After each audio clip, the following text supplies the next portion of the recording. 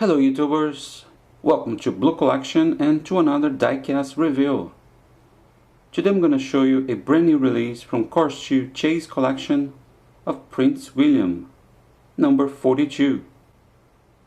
And if you're keeping track with the latest releases, number 37 is the Italian Blue Maserati Bendo, number 39 is Eric Lanley, number 40 is Courtney Bracken, 41 it's Galloping Gear Grinder, and of course number 42, Prince William.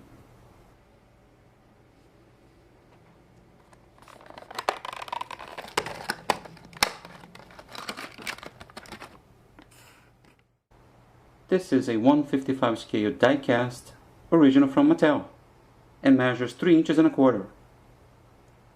This car is modeled after a Bentley Continental and has some really nice details in his license plate.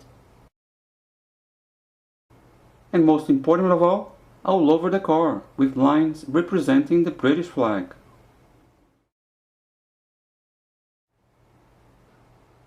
As we all know, this car is based on the real Prince William, the Duke of Cambridge, and he is the grandson of Queen Elizabeth II.